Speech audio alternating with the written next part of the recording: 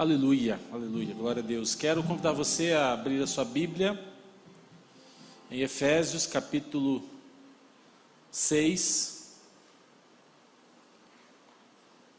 Efésios 6:16. Apenas esse versículo, Efésios 6:16. Eu quero conversar com vocês nessa noite sobre o escudo essencial. Eu fico ainda impressionado como Deus faz as coisas. Eu sempre normalmente passo já os temas, as mensagens, os textos com uma certa antecedência, tanto para o pessoal que vai ministrar o louvor, quanto também para o pessoal da mídia, para que seja tudo preparado, né, dentro daquilo que nós vamos conversar. Só que hoje eu verifiquei que eu não tinha passado o tema de hoje, né, pastor Maio? Hoje eu verifiquei, né? Já tinha passado, inclusive, já do primeiro e segundo domingo de março, mas não tinha passado o tema de hoje. E passei hoje pela manhã, de maneira que eu sei que o pastor Maicon não teve tempo de olhar e de verificar o que ia ser trabalhado, mas se nós cantássemos novamente a canção que a gente cantou antes da dedicação dos dízimos, das ofertas, e fôssemos embora, é a mensagem que eu quero conversar com vocês. É sobre isso que eu quero falar com vocês. E eu falo como que Deus é impressionante, né? Como que Deus nos surpreende, até porque para nós sabemos que não existem coincidências, mas todas as coisas cooperam para o bem. Então, como é que Deus já falou aos nossos corações através da canção que nós cantamos e com certeza continuará fazendo agora também através da sua palavra que será lida e pregada. Efésios 6:16, a palavra de Deus é assim: além disso, usem o escudo da fé, com o qual vocês poderão apagar todas as setas inflamadas do maligno. Eu tenho o hábito de ouvir podcasts, né? Podcast, você sabe que são esses arquivos em áudio, você tem várias plataformas onde você tem ali a conversa sobre temas e assuntos os mais variados, relevantes, às vezes algo que vai aí de 10 minutos até 1 hora, tem alguns até com tempo maior, mas a média em torno disso, né? Aí, sempre quando eu viajo, sempre quando eu tenho um tempo em que eu consigo fazer duas coisas ao mesmo tempo, embora vocês mulheres digam que nós homens não conseguimos fazer duas coisas ao mesmo tempo, mas a gente consegue sim, com um pouco de esforço a gente consegue, né? E às vezes eu coloco, né? Às vezes eu estou trabalhando com alguma coisa, mas coloco ali e vou ouvindo, né? E vou também me alimentando e ouço podcasts não só cristãos, mas também sobre assuntos variados. E um assunto que eu gosto de ouvir e de estudar e de aprender mais é os assuntos relacionados à psicologia. E eu ouvi recentemente um psicólogo, acredito que ele não seja cristão, dizer que falar para as pessoas que estão sofrendo assim, olha, confia em Deus, é um conselho inútil. Essa foi a frase dele. Dizer às pessoas que sofrem para elas confiarem em Deus é um conselho inútil. Bem, eu vou dar o benefício da dúvida para ele, porque talvez ele tenha dito que confiar em Deus é um conselho inútil, porque você não apenas deve dizer que a pessoa deve confiar em Deus, mas só deve explicá-la e ensiná-la como confiar em Deus. Pode ser que ele tenha falado nessa perspectiva. Usar a frase clichê, olha, confia em Deus, é inútil se você não ensinar e explicar à pessoa como confiar em Deus. Porém, como eu disse, como ele não é cristão, não creio que tenha sido nessa perspectiva que ele tenha colocado essa frase. Eu prefiro pensar que ele quis dizer que confiar em Deus não ajuda as pessoas feridas a superar então as suas lutas, as lutas mais profundas da sua vida. Porque para isso elas precisam de um psicólogo. Porque para isso elas precisam de um psicoterapeuta.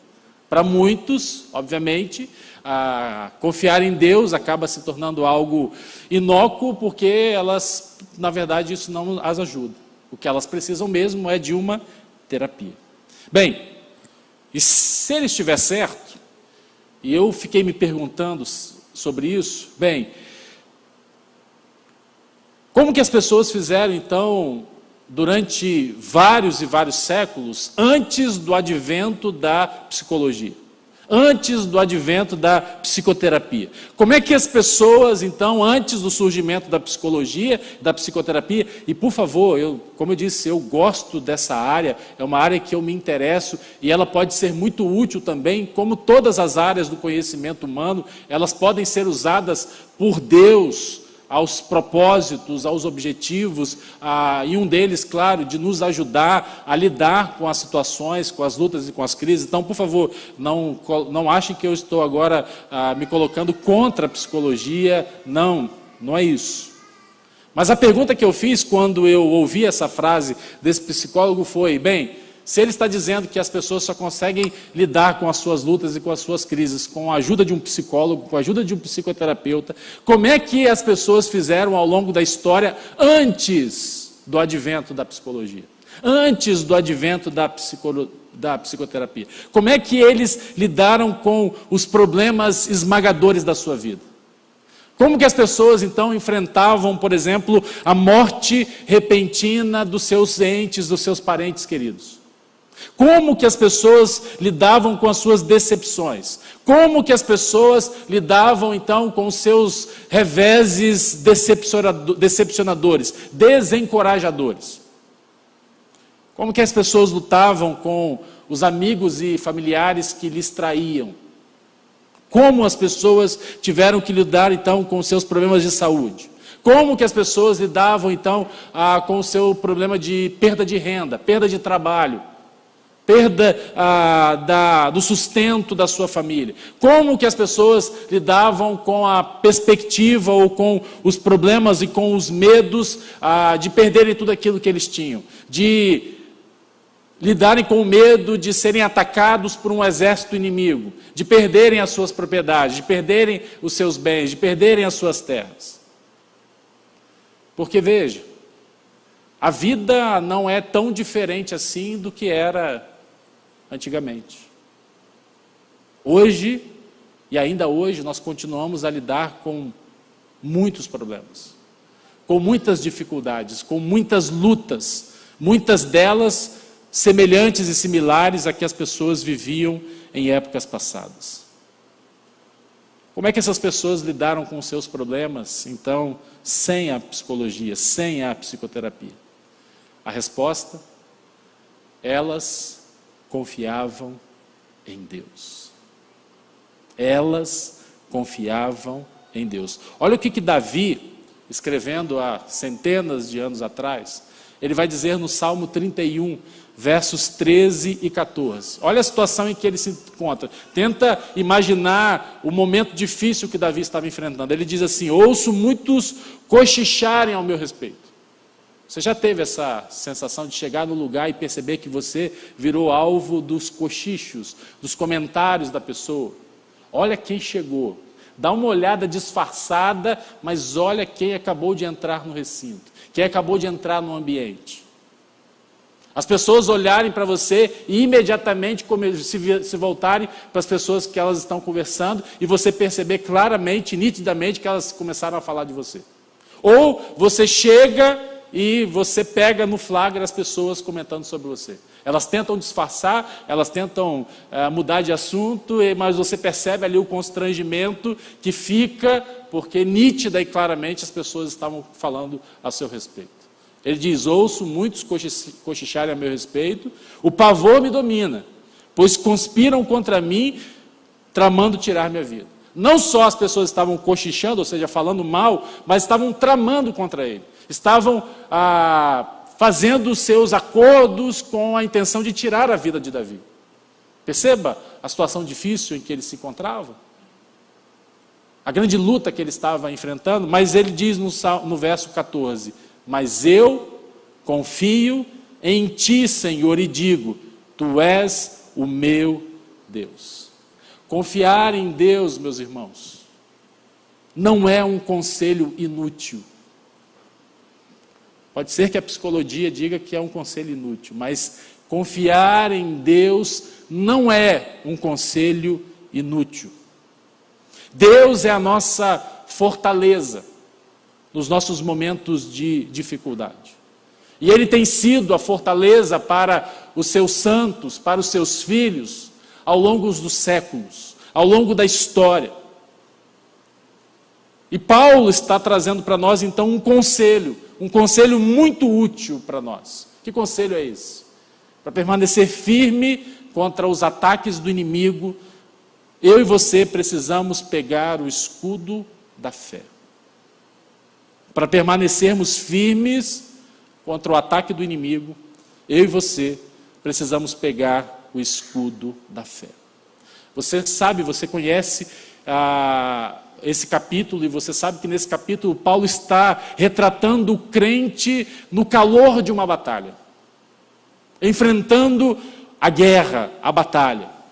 O ar, eu não sei se você já viu filme de guerra, eu gosto muito de filmes de guerra, assisto muito, sempre me chamou a atenção, mas se você já deve ter visto algum filme de guerra, você já deve ter visto aquela cena em que o céu é tomado por flechas que são colocadas no piche, elas são acesas e elas voam na direção do exército inimigo, onde as pessoas começam a ser atingidas por essas flechas. É esse cenário que Paulo está pintando aqui, quando ele diz, então, que nós devemos pegar o escudo da fé para enfrentarmos as flechas, para enfrentarmos os dardos inflamados que o inimigo lança contra nós.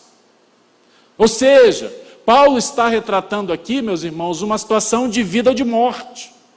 E a pergunta é, quando você está no meio de uma batalha, no meio de uma guerra, como é que eu vou sobreviver? Você está pensando única e exclusivamente na sua sobrevivência, em manter-se vivo. E a resposta de Paulo para nós é Efésios 6,16. Antes, ou além disso, usem o escudo da fé, com o qual vocês poderão apagar todas as setas inflamadas do maligno. Quando o inimigo nos ataca, e ele nos ataca, meus irmãos, nós devemos confiar em Deus. Nós devemos confiar nas promessas de Deus, que vão nos manter seguros, e vão bloquear, e vão desviar, e vão extinguir as setas flamejantes que o inimigo dispara contra mim e contra você. A gente abre a Bíblia, e a Bíblia está cheia de história, de muitas pessoas que estiveram em circunstâncias avassaladoras, onde essas pessoas se desesperaram, temendo contra a sua própria vida. E o que essas pessoas fizeram? Elas não foram lá marcar uma consulta com um psicólogo.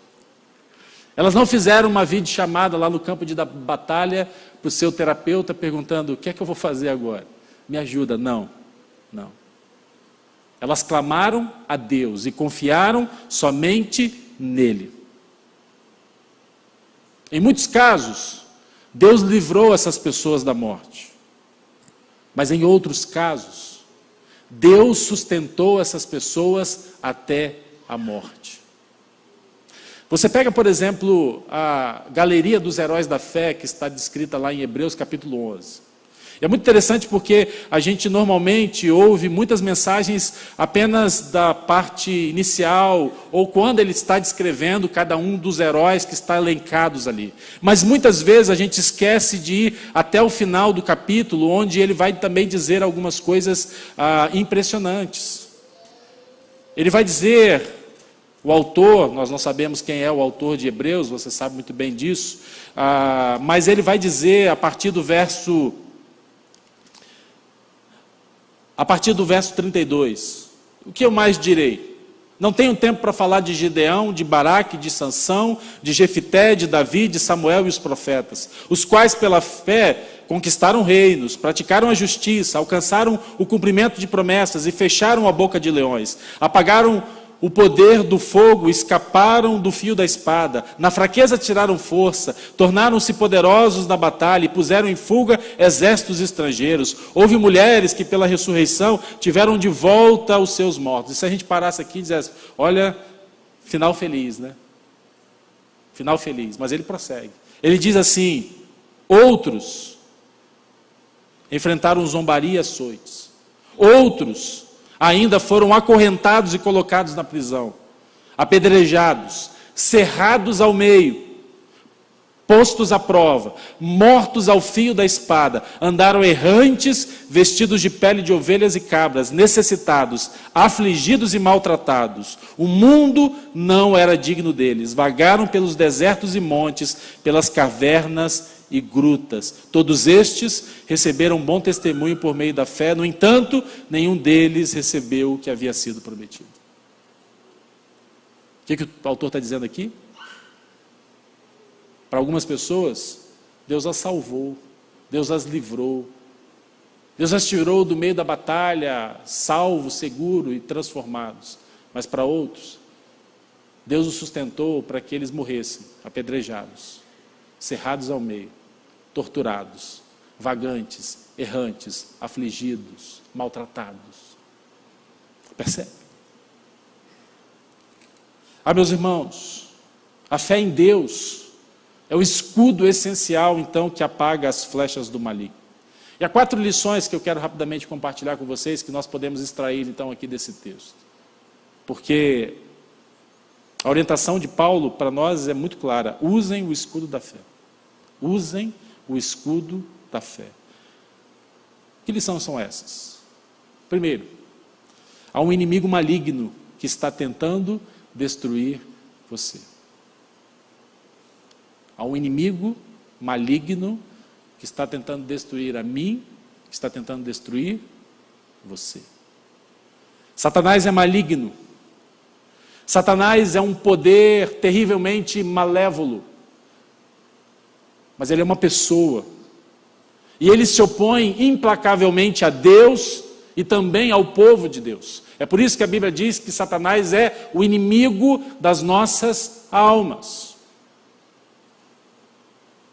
E todos nós sabemos que Satanás não se trata de uma força impessoal. Satanás não é o mal no mundo, como algumas pessoas querem dizer, mas sim um espírito maligno, pessoal. Ou seja, ele é uma pessoa, ele se personifica, ele é inteligente, ele é astuto, ele comanda um exército de espíritos malignos, que estão em guerra contra Deus, contra os anjos de Deus e contra os santos de Deus. E você sabe que eu e você, nós somos os santos de Deus, aqueles que foram separados para Deus.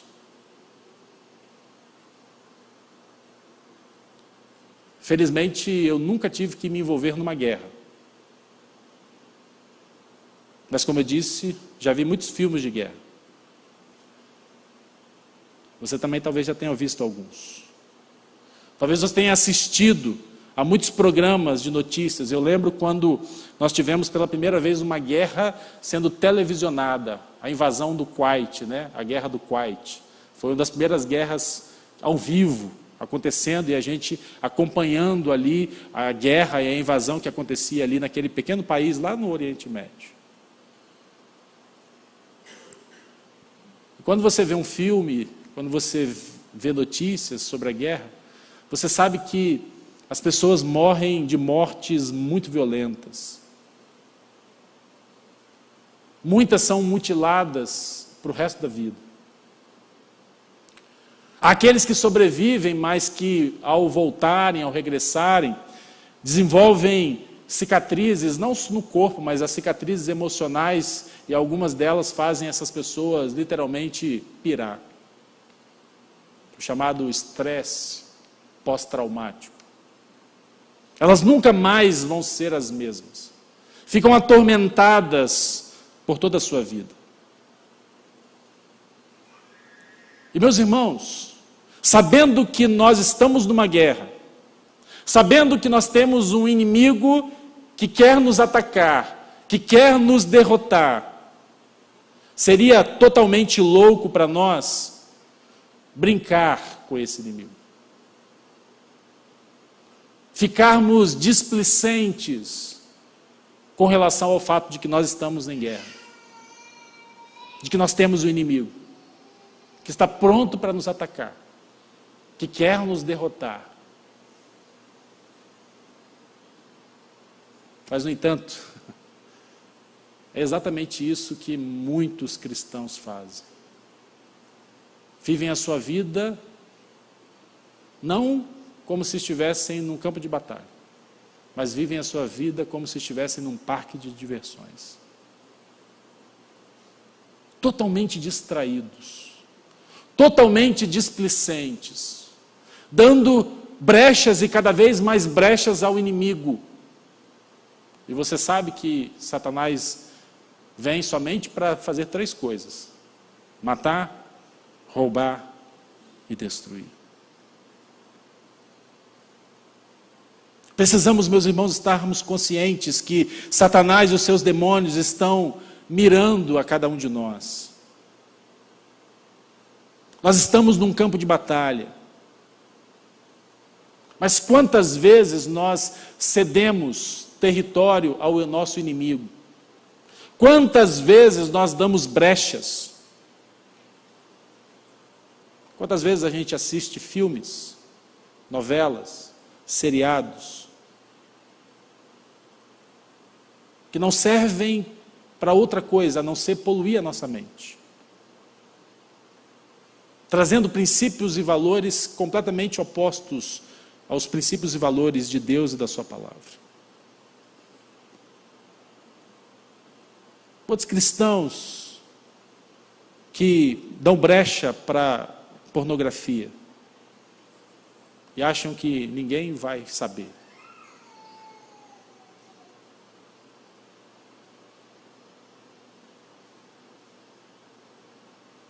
E todas as vezes que a gente faz isso, é como se nós estivéssemos convidando o inimigo para jantar na nossa casa, para entrar na nossa casa. Todas as vezes que a gente faz isso, a gente ignora o fato de que o nosso inimigo está lançando flechas flamejantes contra mim e contra você. E eu creio que quando Paulo fala aqui desses dardos inflamados, dessas setas, meus irmãos, Paulo está falando sobre todas as formas de tentação que são comuns a todos nós. Há muitos de nós que lidam então com a tentação do orgulho, do egoísmo. Pode ser que os dardos inflamados, as setas inflamadas contra você, sejam as acusações caluniosas que as pessoas falam a seu respeito, dizem sobre você. Pode ser que os dardos inflamados aqui de Satanás seja a tentação que há no seu coração de ter medo com relação aos acontecimentos do nosso tempo, contra as circunstâncias difíceis. Há pessoas, por exemplo, que morrem de medo de ter um problema de saúde, de ficarem enfermas, de passarem por dificuldades financeiras nos seus relacionamentos. Pode ser que as flechas, os dardos do inimigo sejam lançados contra você, trazendo ou tentando causar em você desespero, desânimo,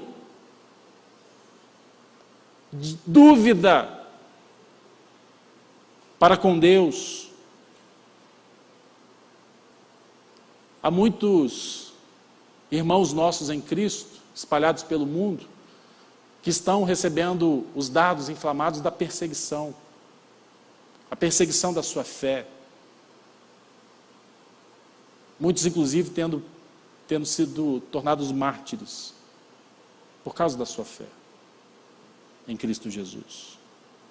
Há pessoas que estão perdendo os seus familiares, os seus entes queridos. Há pessoas que estão perdendo a sua terra, o seu povo, por causa da sua fé em Cristo Jesus. Pessoas que estão em intensa pressão para renunciar à sua fé.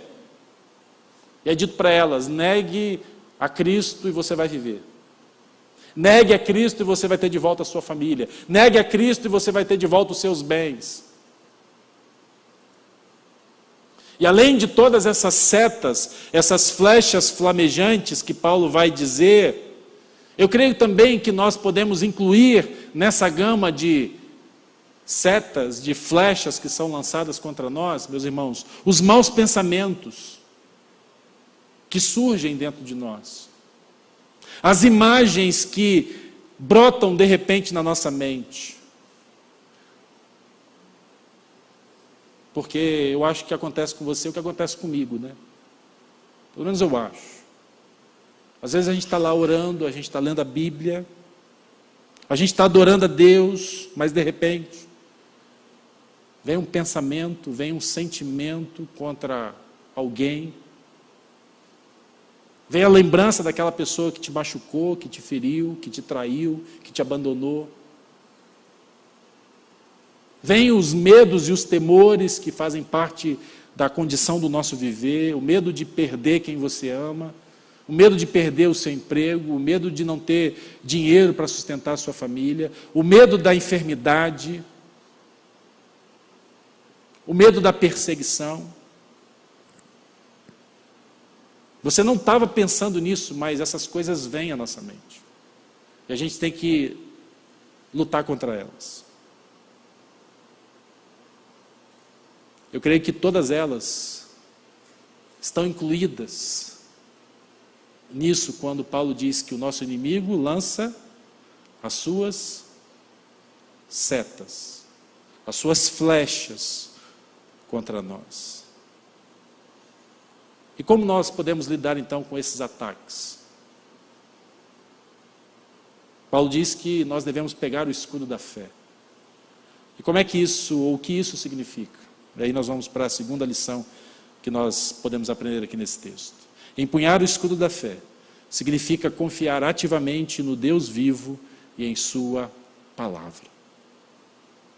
Empunhar o escudo da fé significa confiar ativamente no Deus vivo e também em sua palavra. Quero chamar a sua atenção porque Paulo usou a fé aqui para duas questões distintas e separadas. Porque nesse mesmo texto, ou pelo menos nesse mesmo livro de Efésios, essa carta que Paulo escreve aos cristãos de Éfeso, Paulo vai falar, por exemplo, no capítulo 4, verso 5, que há uma só fé, um só Senhor e também um só batismo.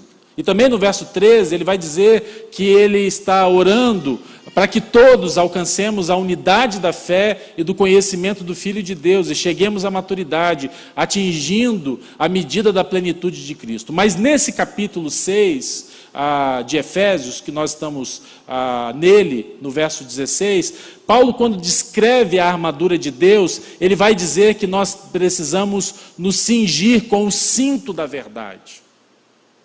E cinto da verdade aqui é fé. Mas fé em que sentido? Fé de crer em Deus e na palavra de Deus. E tudo aquilo que Deus tem colocado para nós nesse sentido.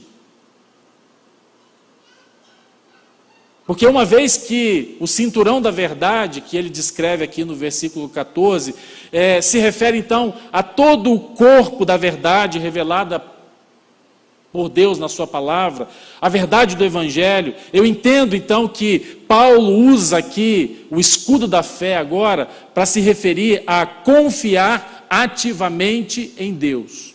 Não apenas ter o conhecimento intelectual, mas numa atitude ativa de confiar em Deus. É por isso que ele diz no verso 14, assim, mantenham-se firmes, cingindo-se com o cinto da verdade, vestindo a couraça da justiça. E agora no verso 16 ele diz, peguem o escudo da fé. Que escudo da fé é esse? Apliquem a vida de vocês, aquilo que Deus é. Apliquem a vida de vocês. Apliquem as tentações da vida, apliquem as setas aos dardos inflamados do inimigo, a confiança em Deus. E observe algumas coisas aqui. A primeira delas, o escudo ele nos protege quando nós nos refugiamos atrás dele. Quando Paulo está falando de escudo aqui, ele está pensando no escudo do exército romano. Aliás, tem uma foto aí, eu acho. Olha lá, esse é o escudo do exército romano. O soldado romano, ele usava dois tipos de escudo. Um escudo menor, redondo, que era mais ou menos algo em torno de 60 centímetros de diâmetro, que ele usava num combate corpo a corpo, quando apenas 2 soldados estavam lutando com espadas. Então ele era móvel, ele ficava no braço, muito fácil de manusear, um escudo redondo de mais ou menos 60, 80 centímetros. Mas o segundo escudo, a qual Paulo se refere, é esse escudo aí, um escudo maior. Ele tinha mais ou menos 1,5 metro de altura, ou seja, cobria quase todo o corpo do soldado. O romano ele não era tão alto assim, eles não tinham estaturas tão altas assim, e ele tinha também mais ou menos 80 centímetros de largura. De maneira então que ele podia defender todo o corpo do soldado, e normalmente nas formações eles juntavam os seus escudos uns aos outros, tanto na frente, nas laterais e também em cima, fazendo a formação de defesa, de maneira que as setas que eram lançadas pelos arqueiros, pelos flecheiros, não os matariam. Eles estariam protegidos. Há relatos de soldados que arrancaram mais de 200 flechas de um só escudo. É esse escudo aí que Paulo está falando. Esse escudo maior. E Paulo está dizendo que enquanto nós estamos atrás desse escudo, que é o escudo da fé, nós estaremos protegidos. Se nós deixarmos para trás o escudo, nós poderemos sofrer ferimentos dolorosos, até mesmo fatais.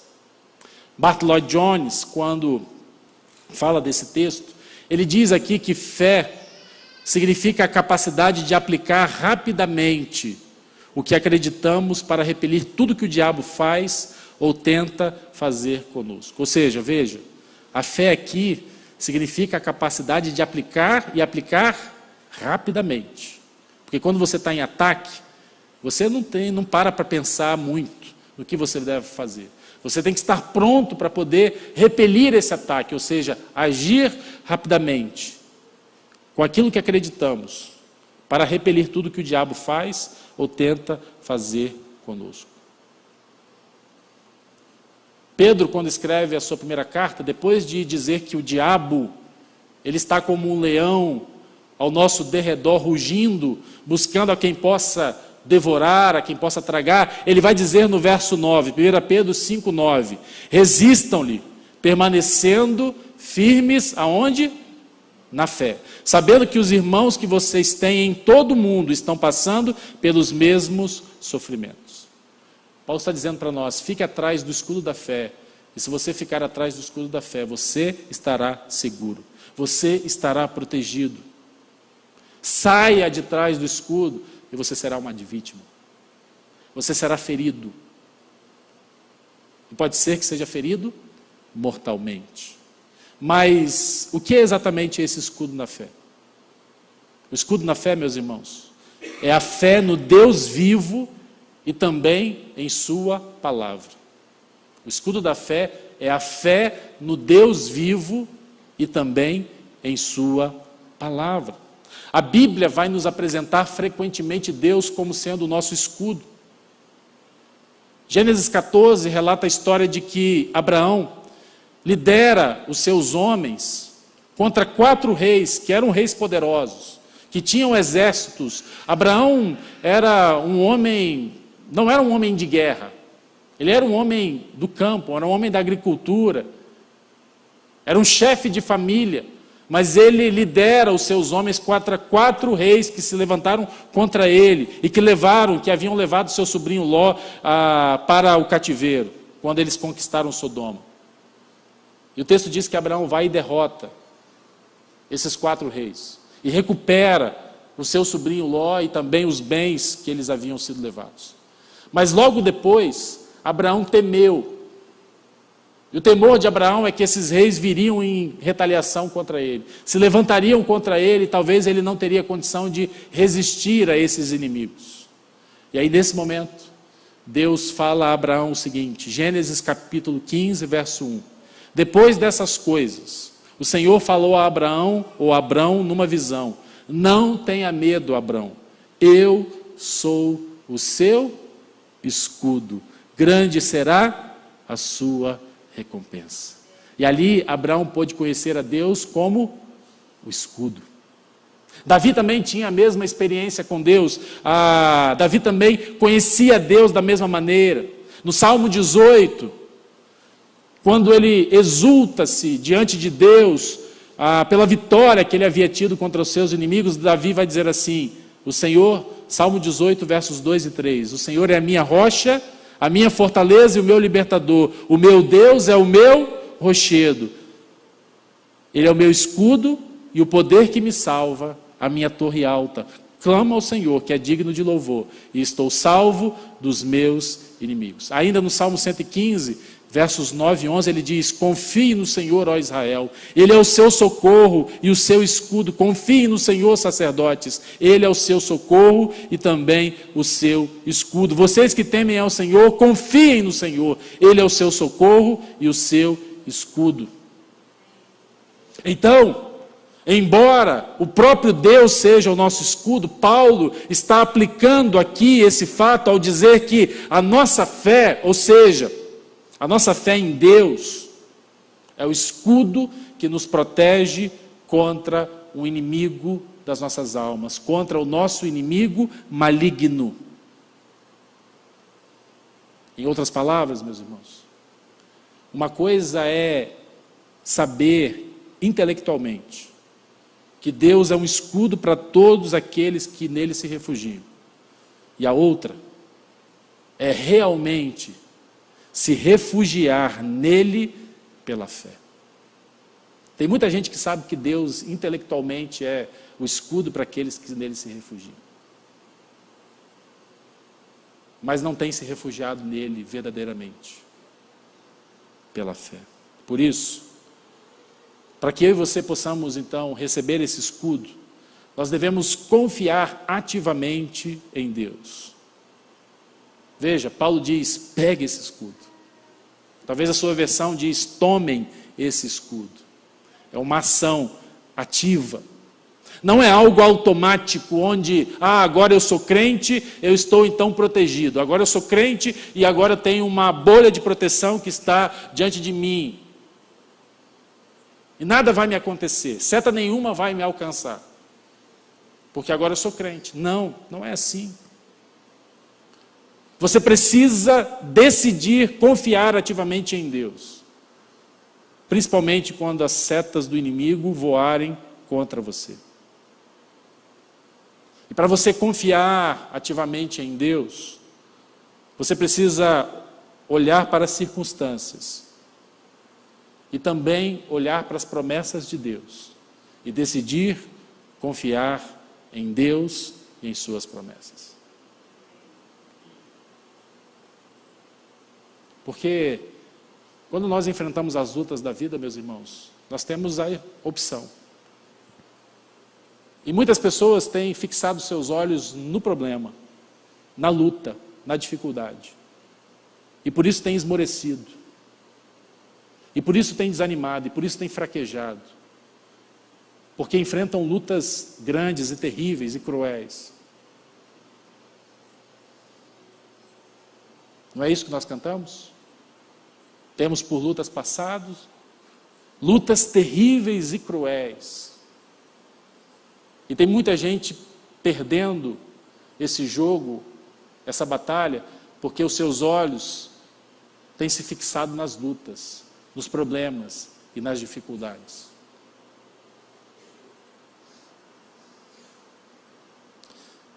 Eu gosto muito do Saltério. O livro de Salmos, para mim, é, sem dúvida nenhuma, um dos mais preciosos que nós temos na Bíblia. Eu sempre busco ler, além daquilo que eu estou lendo, da leitura que eu estou fazendo. Eu espero que você esteja com a gente fazendo a leitura anual da Bíblia. Nós estamos envolvidos nesse projeto de, como igreja, lermos a Bíblia toda em um ano. Mas além da leitura que eu faço diária, e diariamente então eu faço a minha leitura do texto do dia, eu sempre procuro ler um salmo. sei se você já percebeu que eu uso muitos salmos nas minhas mensagens, nas minhas reflexões, porque eles falam muito ao meu coração. Porque os salmos são exemplos de homens reais que tiveram experiências em circunstâncias desesperadoras, mas eles decidiram confiar no Senhor. Muitas vezes a gente vê o salmista dizendo: ó Senhor, eu estou em perigo, eu estou em dificuldade, há muitos que tramam contra mim, eu estou passando por uma situação terrível, os meus inimigos me cercam, me rondam, eu me sinto como aquele animal que está cercado por leões à sua volta e a sua morte é iminente, mas, no entanto, eu confio no Senhor, eu decido confiar no Senhor. E é assim, meus irmãos, é assim que nós confiamos ativamente em Deus. Eu acabei de receber a notícia que eu estou com câncer, mas eu digo: Senhor, eu fui diagnosticado com câncer, mas eu decido confiar no Senhor. Eu tenho aquele filho adolescente que está se revoltando contra Deus, contra mim, em que eu percebo que ele está sendo sugado pelo mundo, mas eu digo: Deus, eu confio no Senhor. Eu estou sem um emprego para sustentar a minha família, a minha casa, mas eu confio no Senhor. Você conta para Deus a sua situação desesperadora, mas você afirma a sua confiança nele.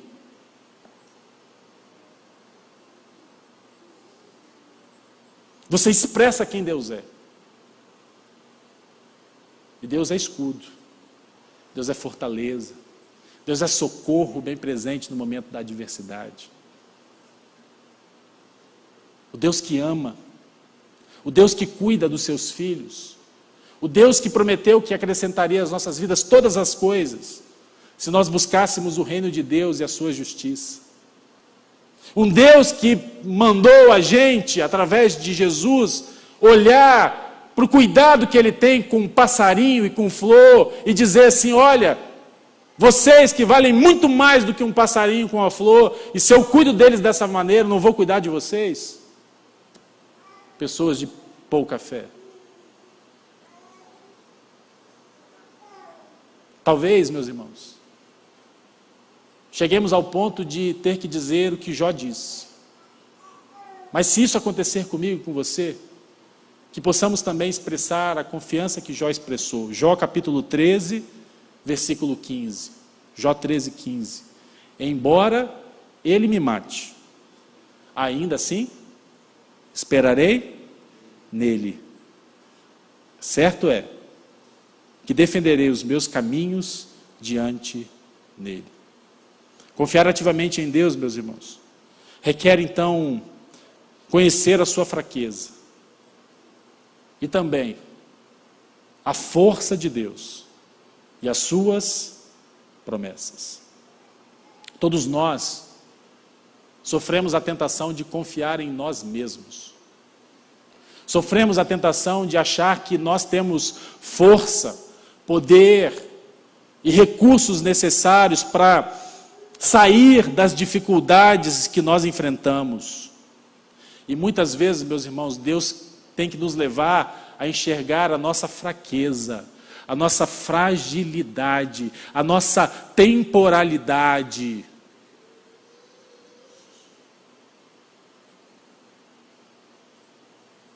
Nós vivemos isso, né, nos últimos anos. Um vírus que alguém criou no laboratório e que saiu daquele laboratório para atingir o mundo todo, levando milhões de pessoas à morte. É assim. Nós somos frágeis, nós somos limitados, nós somos fracos. Se nós pensarmos que somos capazes de lidar com as coisas sozinhos, ou apenas com uma pequena ajuda de Deus, não, eu preciso de Deus, mas é só um pontinho, é só uma forçazinha. Eu consigo lidar com a maior parte do problema. Se isso acontecer, nós vamos receber o crédito para a vitória, pela vitória. Mas nós sabemos que toda honra e toda glória deve ser dada somente a Deus. E todos nós sabemos que quer comais ou quer bebais ou fazer qualquer outra coisa, nós devemos fazer para a glória de Deus. E aí, às vezes, o Senhor precisa vir e humilhar a gente, Michael. E o Senhor precisa vir e nos mostrar a nossa fraqueza, a nossa limitação. Mas para confiar em Deus, não só eu preciso enxergar a minha fraqueza, mas eu também preciso conhecer a força do poder de Deus e as promessas que Ele tem feito à minha vida. E como é que a gente aprende sobre as qualidades de Deus e as promessas que Ele tem feito? Conhecendo a sua palavra. Interessante porque Sara, ela conhecia a sua incapacidade de ter um filho, né? Ela sabia que ela era, naquela cultura, amaldiçoada, porque o seu ventre era fechado. Ela não podia, aos olhos humanos, numa concepção natural, ter um filho. Ela tinha 90 anos já. Com certeza, mesmo que haja diferença da cronologia do tempo, da contagem do tempo, mas muito provavelmente Sara já tinha passado do seu tempo fértil. Todos nós sabemos que a mulher tem o seu período fértil, né, para a concepção de filhos. Ela já tinha passado por isso. O que Sara não conhecia era a força de Deus. O que Sara não conhecia era a confiança na promessa que Deus havia feito de que daria um filho a ela e a Abraão. E aí você lembra, quando o anjo do Senhor vem e promete que eles teriam um filho, e o anjo diz, olha, ano que vem eu vou voltar aqui, e quando eu voltar, Sara vai estar com uma criança no colo, amamentando essa criança. E o que Sara fez? Ela riu. Ela riu. E o anjo do Senhor então confronta Sara, perguntando para ela, Gênesis 18, 14, existe alguma coisa impossível para o Senhor? Na primavera voltarei a você, e Sara terá um filho. Meus irmãos, às vezes, nós reclamamos que nós não temos fé suficiente. Às vezes a gente se depara com pessoas que nos mostram a ser pessoas de fé. E a gente diz, como que eu gostaria de ser uma pessoa de fé? Eu lembro recentemente de que eu usei essa frase com um colega pastor, diante de um grande desafio que ele estava conduzindo a sua igreja a negociar a compra do terreno onde eles iriam construir a igreja, e era um salto gigantesco de fé. E eu brinquei afirmando, dizendo para ele, olha, eu gostaria de ter a fé que você tem. Talvez você já tenha usado essa frase, né? Você olha para uma pessoa que está diante de um desafio de fé, diante de uma atitude de fé, e você diz, olha, como eu gostaria de ter uma fé firme, forte que você tem. Mas sabe, quando a gente faz isso, a gente coloca o foco na própria fé e não em Deus. E a fé, meus irmãos, ela é tão boa quanto o seu objeto. Eu lembro, na cidade onde nós morávamos, antes de vir para cá, era uma cidade do interior, em que havia muitas pontes sobre pequenos riachos e rios. Eu lembro que eu tinha que ir para Vitória, na época eu era presidente da convenção lá do Estado do Espírito Santo, nós tínhamos uma reunião, e sempre quando nós tínhamos reuniões do conselho, eu saía 3, 4 horas da manhã e chegava 6, 7 horas da manhã, eu já estava em Vitória, para participar das reuniões. Mas tinha chovido muito e muitas barreiras haviam caído. E uma ponte, que era o único caminho que eu teria que fazer, não havia outra possibilidade, ela estava coberta de água. E havia já uma cratera se formando de um lado, de um braço da ponte. E eu parei o carro, eu fui um dos primeiros a chegar ali, e eu fiquei, Senhor, o que eu vou fazer agora? Eu vou ou não vou? Vou ou não vou? Daqui a pouco vieram 3 caminhões da prefeitura, e aqueles caminhões passaram ali por aquela ponte. E aquilo foi algo impulsionador para mim, porque quando eu vi aqueles caminhões passando, eu disse, se esse caminhão passa na ponte, se a ponte aguentou, eu estava com um Fiat Uno, um carro 10 vezes mais leve do que aqueles caminhões, eu vou passar tranquilamente. E por quê? Por que eu passei? Porque eu observei aquela ponte suportar uma carga muito mais pesada do que a que eu estaria passando por ela. Isso também se aplica espiritualmente falando, meus irmãos. A nossa fé, ela vai ficar mais forte à medida em que nós lermos a palavra de Deus. À medida em que nós aprendermos como Deus tem sustentado a vida dos seus santos. À medida em que nós nos aprofundarmos no conhecimento de que o nosso Deus é aquele que cuida da gente nos nossos momentos de dificuldade. Você olha a história de Sadraque, Mesaque e Abidnego, e você sabe que eles enfrentaram a fornalha de chama ardente. E olha o que eles disseram a Nabucodonosor, Daniel capítulo 3, 17 e 18. Eles dizem assim, se formos atirados na fornalha em chamas, o Deus a quem prestamos culto pode livrar-nos. E Ele nos livrará das tuas mãos, ó Rei. Mas se Ele não nos livrar, saiba, ó Rei, que não prestaremos culto aos deuses, nem adoraremos a imagem de ouro que mandastes erguer. A gente olha para a história do cristianismo e nós vamos encontrar inúmeras histórias de missionários, de pastores que confiaram em Deus. Cito, por exemplo, para você rapidamente, antes de concluir, eu peço para você mais 5 minutos para a gente poder finalizar a nossa reflexão. Roland Taylor, ele foi queimado na fogueira pela chamada rainha Blood Mary da Inglaterra em 1555. Ele era um missionário. E ele escreve à sua esposa e aos seus filhos 5 dias antes de ser lançado na fogueira. E ele diz assim, eu digo à minha esposa e aos meus filhos, o Senhor me deu vocês, e o Senhor está me tirando de vocês, e vocês de mim. Bendito seja o nome do Senhor. Eu creio que são bem-aventurados os que morrem no Senhor. Deus cuida dos pardais e dos cabelos das nossas cabeças. Eu sempre o achei mais fiel e favorável do que qualquer outro pai ou marido.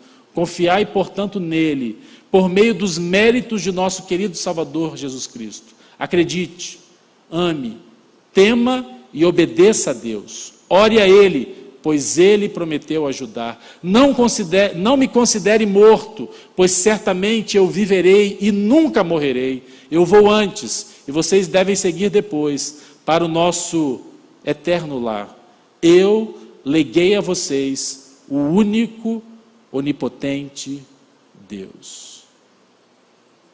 Eu acho que poucos de nós enfrentamos problemas tão difíceis quanto esse homem enfrentou, não é verdade? Você já foi ameaçado alguma vez de ser lançado numa fogueira? Eu não. Eu não. Mas é assim, meus irmãos. É assim que nós confiamos em Deus. Nas nossas provações, quando o inimigo ele lança as suas flechas para nós. Mas a terceira e a quarta coisa que eu quero deixar para você é que, para que eu e você possamos pegar o escudo da fé, isso implica que nós não estamos sozinhos na luta.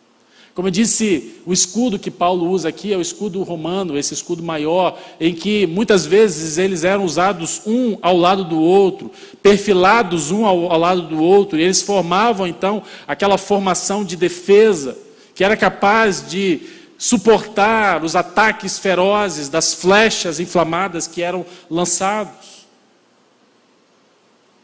Enquanto cada um daqueles soldados era chamado a empunhar o seu escudo e a permanecer firmes ali, a força deles vinha do coletivo, da união, do se colocar lado a lado. E se um daqueles homens saísse daquela formação, ele seria alvo fácil do seu inimigo. Assim, meus irmãos, eu e você, nós somos chamados a pegar o nosso escudo individualmente. Cada um de nós precisa erguer e empunhar o seu escudo, mas somos chamados a estar um ao lado do outro. Porque eu e você nos tornaremos mais fortes na batalha quando nós olharmos e vermos os nossos irmãos e irmãs ao nosso lado, que estão também na linha de frente, suportando as flechas inflamadas que os inimigos lançam contra nós. Somos chamados a permanecer juntos. Somos chamados a orar juntos. Somos chamados a orar uns pelos outros. Somos chamados a encorajar uns aos outros. Somos chamados a chamar outros para essa luta na fé. E finalmente, quando nós tomamos então o escudo da fé nas nossas provações e tentações, nós aprendemos a saborear a doçura e a total suficiência de Cristo para as nossas almas. Eu tenho aprendido, meus irmãos, que a principal razão pela qual Deus permite então que o inimigo dispare as suas flechas inflamadas contra nós é porque isso nos leva a uma experiência mais profunda com Cristo.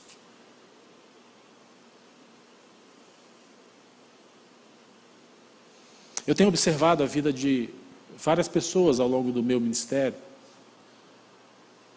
E uma coisa que eu consegui observar é que aquelas pessoas cuja sua vida, ela se pareça, quando a gente olha como se fosse um gráfico, uma linha reta.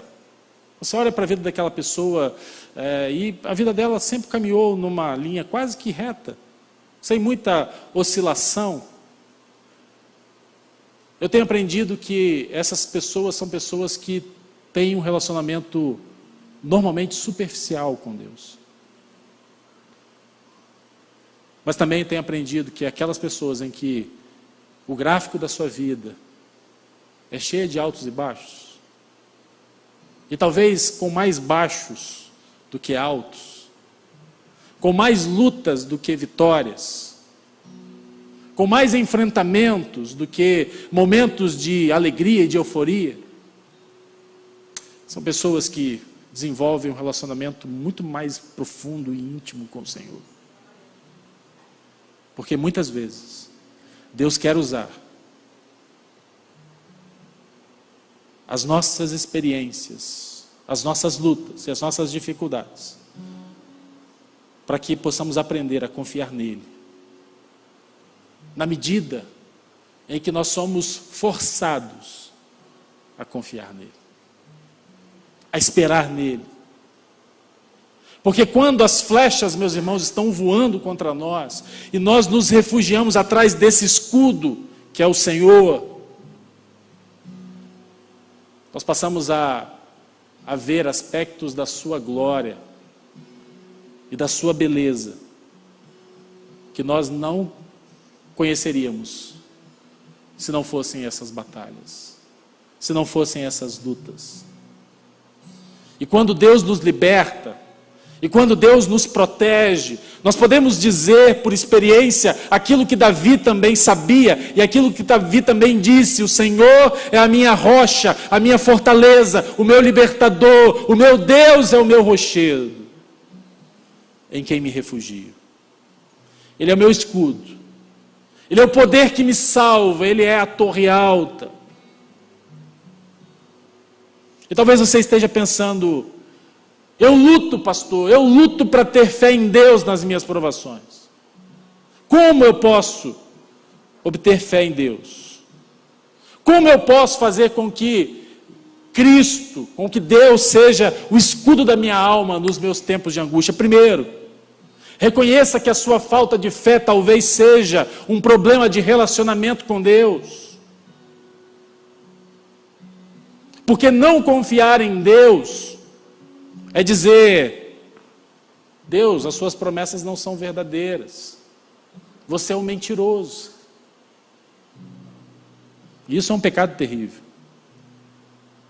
Segundo, confesse a sua incredulidade como pecado e peça perdão a Deus.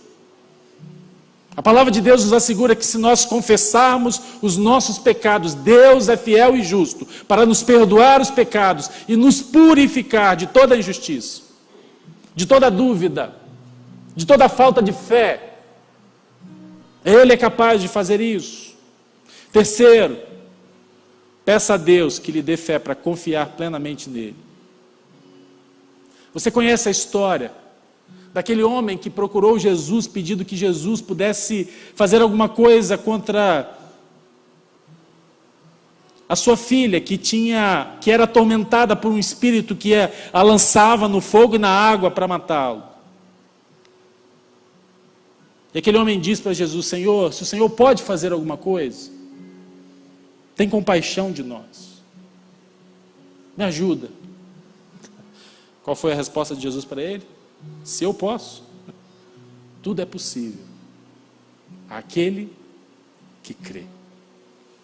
E qual foi a resposta daquele homem para Jesus? Senhor, eu creio, mas me ajuda na minha incredulidade. Aquele homem reconheceu que o seu problema era a sua falta de fé, era a incredulidade que estava presente no seu coração. E talvez a sua oração nessa noite seja exatamente isso: Senhor, me ajuda na minha incredulidade. Quarto, não tente desenvolver fé. Ao invés disso, olhe para Deus. E somente para Deus, porque Ele é confiável. Ele nunca falhou e as suas promessas nunca falharam. Leia a sua Bíblia, para que você possa aprender a conhecer a esse Deus a quem você serve. Quem é esse Deus? Porque Ele é confiável. E por último, não confie nos seus sentimentos. Não confie em como você se sente, mas confie na palavra de Deus, que é segura. Porque muitas vezes, meus irmãos, a fé, ela vai se opor aos nossos sentimentos. A fé vai nos conduzir a algo contrário àquilo que nós estamos sentindo. Mas que a palavra de Deus seja a bússola que guia você, principalmente nos momentos de dificuldade. Siga a palavra de Deus, não os seus sentimentos. Aquele psicólogo que eu citei no começo dessa nossa reflexão, ele disse que confiar em Deus não é um conselho útil. Mas eu posso afirmar para você: confie no Senhor. E eu espero que você, ao sair daqui dessa noite, possa de fato tomar a decisão de pegar o escudo da fé. Porque ela é a única maneira de nós permanecermos firmes quando o inimigo dispara suas flechas contra nós. Gosto muito do rei Josafá, das suas experiências enquanto ele esteve ali liderando o povo de Deus. E uma delas é aquela que está em 2 Crônicas, capítulo 20, verso 20. Quando diz que de madrugada, eles partiram então para o deserto de Tecoa. E quando estavam saindo, Josafá lhes disse: escutem, Judá e povo de Jerusalém, tenham fé no Senhor, o seu Deus, e vocês serão sustentados. Tenham fé nos profetas do Senhor, e vocês terão a vitória. Depositem a sua confiança no Senhor, e vocês estarão protegidos, e vocês serão bem-sucedidos, e vocês terão a vitória. Como eu disse, a gente podia cantar aquela música que nós cantamos, porque ela é exatamente aquilo que eu acabei de falar com vocês. E nós vamos fazer isso, nós vamos terminar esse culto cantando novamente aquela canção que expressa a nossa decisão de confiar somente no Senhor. Que Deus abençoe ricamente a sua vida.